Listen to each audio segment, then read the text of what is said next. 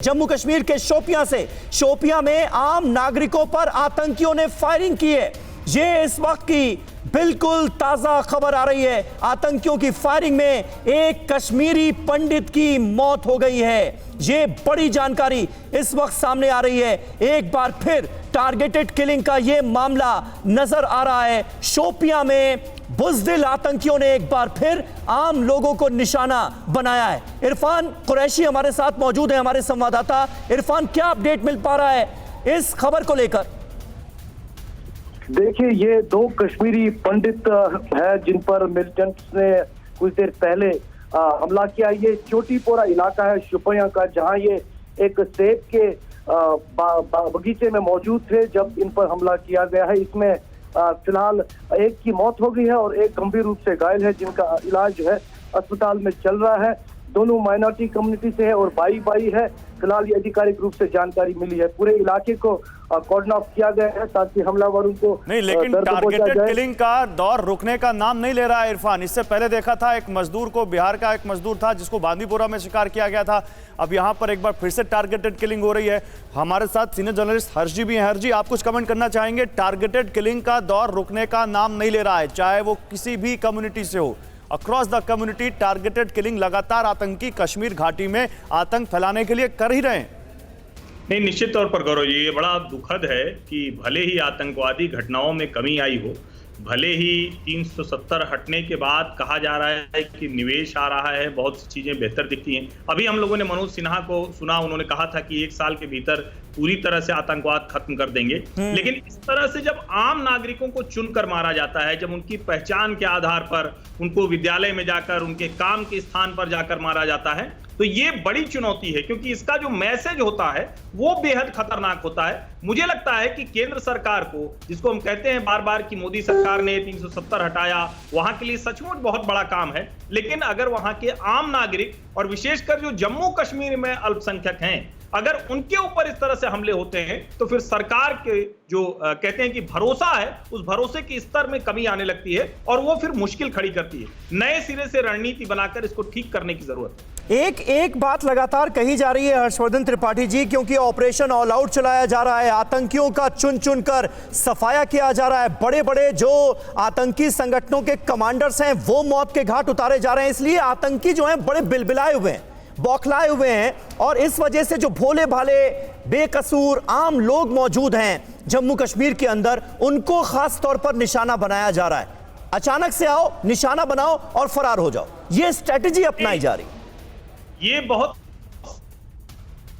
साफ की sleeper cell होती है, तो अभी तो एक नया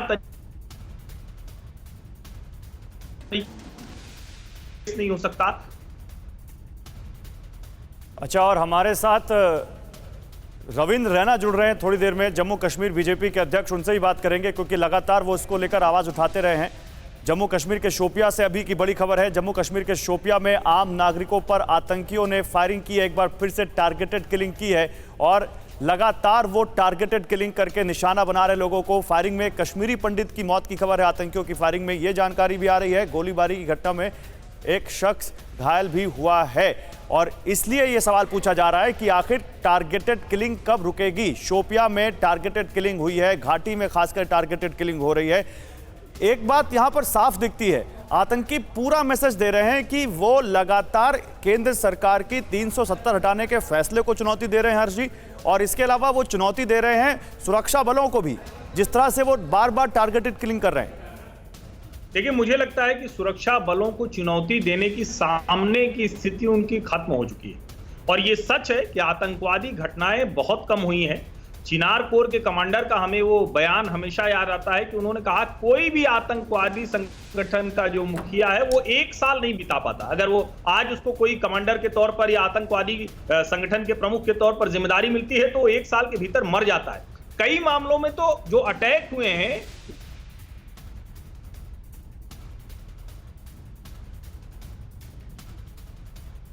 तो ये तस्वीरें सीधे देखिए, हम आपको दिखा रहे हैं। तस्वीरें आप देखकर समझ सकते हैं कि कैसे कश्मीर घाटी में टारगेटेड किलिंग का दौर रुकने का नाम नहीं ले रहा है। सेब के बाग में आतंकियों ने शोपिया में फायरिंग की, जिसमें एक शख्स की मौत की खबर है। आम नागरिकों पर फायरिंग कर दी। अभी की बहुत बड़ी खबर जम्मू कश्मीर से, आम नागरिकों पर आतंकियों की फायरिंग में एक कश्मीरी पंडित की मौत हुई है। सुशील पंडित, कश्मीरी एक्टिविस्ट, इस वक्त हमारे साथ फोन लाइन पर जुड़ रहे हैं। सुशील जी, आपने तो कई मोर्चों पर इसको लेकर कितनी बार विरोध किया है, कश्मीर में किस तरह से जहां पर टारगेटेड किलिंग हो रही है उसको लेकर कई बार आपने अपनी बात रखी है, लेकिन ये रुकने का नाम नहीं ले रहा है। एक बार फिर टारगेटेड किलिंग, शोपिया में एक कश्मीरी पंडित की मौत, आम लोगों पर सेब के बाग में फायरिंग, क्या कहेंगे? ये अपने आप रुकने वाली बात नहीं है।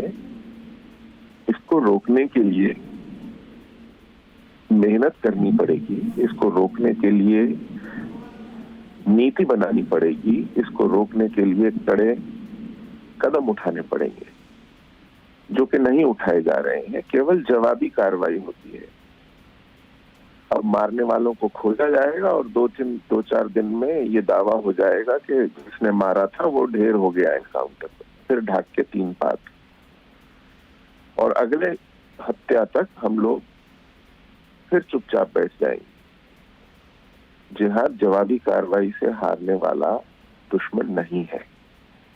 जिहाद के लिए पहल करनी पड़ेगी, उसे खोज कर, उसको घेर कर, निरंतर उस पर आक्रमण। नहीं सुशील पंडित जी, यही तो कहा जा रहा है, आर्टिकल 370 हटाए जाने के बाद जम्मू कश्मीर की फिजा में जो बदलाव आ रहा है उससे आतंकवादी संगठन बौखलाए हुए हैं। ऑपरेशन ऑल आउट चल रहा है, आतंकी संगठनों के जो कमांडर हैं उनको चुन कर मारा जा रहा है, और यही वजह है कि अब एक नई स्ट्रेटजी पर अमल करते हुए नजर आ रहे हैं आतंकी, कि अचानक से आम लोगों तक पहुंचते हैं, आम लोगों पर हमला किया जाता है, उनकी हत्या की जाती है और फरार हो जाते हैं आतंकी। इस स्ट्रेटजी का मुकाबला कैसे किया जाए आपके हिसाब से? क्योंकि हम इस वक्त केवल प्यादों को ढूंढ रहे हैं, वो भी जवाबी कार्रवाई करने के लिए। हाँ। हम उन संगठनों पर प्रतिबंध अच्छे से नहीं लगाते हैं, उन संगठनों को पालने वाले नेताओं को नहीं धरते हैं।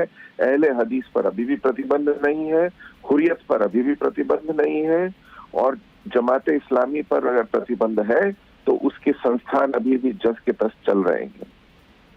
तो हम एक कदम आगे 2 कदम पीछे करके नहीं लड़ पाएंगे। इसके लिए राजनीतिक रूप से एक इच्छा शक्ति की आवश्यकता है, ईमानदारी की आवश्यकता है। तो सुशील जी, अभी तक 370 हटने के बाद जो किया गया आपको उसमें वो इच्छा शक्ति दिखती है? 370 हटाने तक तो इच्छा शक्ति थी, लेकिन उसके हटाने के बाद उसके भीतर जो व्यवस्था पनपी है, 370 के अंतर्गत 75 साल से जो व्यवस्था पनप रही थी, उसको ठीक नहीं किया गया है, और वो अपने आप ठीक होने वाली भी नहीं। लेकिन सरकार की तरफ से, जम्मू कश्मीर के एलजी मनोज सिन्हा की तरफ से यह कहा जा रहा है कि 1 साल के अंदर अंदर आतंकवाद के ताबूत पर आखिरी कील ठोक दी जाएगी। तो जब इतना बड़ा बयान दिया जाता है तो यानी एक स्ट्रेटजी, एक खास स्ट्रेटजी पर काम हो रहा है ना, यह भरोसा जगता है क्या? कैसे जगेगा, क्योंकि ये बातें पहले भी सुनी जा चुकी हैं। कुछ महीनों में, साल भर में 370 हटाने के बाद ये सब बहुत बार सुना जा चुका है। लेकिन आप 6 महीने में केवल 2 या 4 लोगों को व्यवस्था से बर्खास्त करके व्यवस्था दुरुस्त नहीं कर सकते। व्यवस्था के अंदर भीतर डटे हुए, घुसे हुए सैकड़ों हजारों लोगों को जब तक चुन कर निकाला नहीं जाएगा, मुकदमे नहीं चलेंगे, उनको उनके किए की सजा नहीं मिलेगी, आप कैसे व्यवस्था को ठीक कर पाएंगे? तो आपकी शिकायत किससे सुशील जी? मेरी शिकायत उस राजनीतिक नेतृत्व से है जो कश्मीर में आज भी जिहाद को व्याप्त किए हुए है। अहले हदीस पर प्रतिबंध क्यों नहीं है? हुर्रियत पर प्रतिबंध क्यों नहीं है? उनके संस्थान क्यों चल रहे हैं? जमीयत-ए-तुलबा क्यों चल रहा है? आज तक किसी भी हत्यारे पर मुकदमा चल के फांसी क्यों नहीं दी गई है? आज तक पिछले 32 साल में एक भी हत्यारे को फांसी नहीं दी गई है। लेकिन सुशील जी, बार बार ये दलील दी जाती है कि जब से 370 हटा है तब से आतंकी हमले कम हुए हैं, पत्थरबाजी की घटनाएं कम हुई हैं, जम्मू कश्मीर अमन के रास्ते पर चला है। समीर जी, आप आंकड़ेबाजी करके क्रिकेट के स्कोर की तरह जिहाद से नहीं लड़ पाएंगे। अमेरिका में पिछले 22 सालों में एक भी बड़ा आतंकवादी हमला नहीं हुआ है, तो क्या अमेरिका ने यह निष्कर्ष निकाल लिया है कि वो जिहाद से निपट के जीत गया है? नहीं, आप सुशील जी बार बार जिहाद का जिक्र कर रहे हैं। मुझे ये बताइए कि क्या आपको खास तौर पर लग रहा है कि धर्म देखकर टारगेटेड किलिंग को अंजाम दिया जा रहा है? क्योंकि इससे पहले कश्मीर की एक आर्टिस्ट थी, टीवी आर्टिस्ट अमरीन भट्ट, उनकी भी टारगेटेड किलिंग की गई। हमने थोड़े दिनों पहले ही देखा बिहार का एक प्रवासी मजदूर था, मोहम्मद उसका नाम था, उसे आतंकियों ने मार दिया। अब एक कश्मीरी पंडित की हत्या कर दी जाती है। फिर भी आपको यह लग रहा है कि धर्म देखकर क्या टारगेट कर रहे हैं आतंकी? अभी भी ऐसा आपको लगता है? बिल्कुल। क्या मुसलमान पाकिस्तान में नहीं मारे गए? क्या मुसलमान अफगानिस्तान से डरकर भाग नहीं रहे हैं? क्या जिहाद मुसलमान को बख्श देता है? क्या जिहाद इस बात का फैसला नहीं करता कि आप अच्छे मुसलमान है कि नहीं है? अमरीन भट्ट की इसलिए हत्या की गई क्योंकि वो टीवी सीरियल में काम करती थी, जो जिहाद को बर्दाश्त नहीं है। जिहाद ने एक भी सिनेमा हॉल खुला चलने लायक नहीं छोड़ा है कश्मीर में। ठीक है, ठीक है, ठीक है। सुशील जी बहुत बहुत शुक्रिया आपका हमसे बातचीत करने के लिए। कविंद्र गुप्ता हमारे साथ इस वक्त मौजूद हैं, डेप्यूटी सीएम रह चुके हैं जम्मू कश्मीर के। कविंद्र जी, क्या वजह आप मानेंगे टारगेटेड किलिंग का ये सिलसिला जम्मू कश्मीर के अंदर रुकने का नाम नहीं ले रहा है? शोपियां में एक और कश्मीरी पंडित की हत्या कर दी गई है, दूसरे को घायल कर दिया गया है, सेब के बागान में हमला कर दिया आतंकियों ने। देखिए, ऐसा है कि घाटी में सुधरते हुए हालात को देख करके एक फ्रस्ट्रेशन जो आतंकवादियों में है वो होना स्वाभाविक बात है। और पिछले 15 दिन से जिस प्रकार से देशभक्ति का माहौल पूरी घाटी में बना हुआ है, कुछ लोग जो उनके इन्फॉर्मर्स रहते हैं, कुछ लोग जो उनके सपोर्ट करने वाले रहते हैं, उनके द्वारा इस घटना को अंजाम दिया गया है। और दुखद घटना है कि व्यक्ति को मारा गया है और उसका जो शहादत हुई वो। पर अभी मेरी कश्मीरी पंडितों से बात हो रही थी, हमारी सुशील पंडित हमारे साथ थे, वो कह रहे हैं कि सरकार ने 370 तो हटा दिया लेकिन उसके बाद कुछ नहीं किया, और आज भी जो एक इकोसिस्टम है आतंकियों को वहां पर पनपने देने का, वो लगातार वहां पर है, जिस वजह से टारगेटेड किलिंग होती है। 1-2 दिन हल्ला होता है, फिर सब ढाक के 3 पात। देखिए, ऐसा नहीं है, आपको ये कोई झूठी खबरें नहीं है कि पिछले समय में लगभग पिछले 1.5 वर्ष में 600 से ज्यादा मिलिटेंट्स को मार गिराया गया है। आतंकवाद में जो पत्थरबाजी होती थी, जो हुर्रियत के लोग जो पाकिस्तान पर थी, आज वो बिल्कुल समाप्त हो रही है। ये कहना कि कुछ हुआ नहीं है, ये मुझे लगता है कि ये भी बात होगी। कितनी आपने देखा होगा कि कैसा तिरंगामयी वातावरण पूरे जम्मू कश्मीर में था, और धारा 370 के बाद ही स्थितियां सुधरी।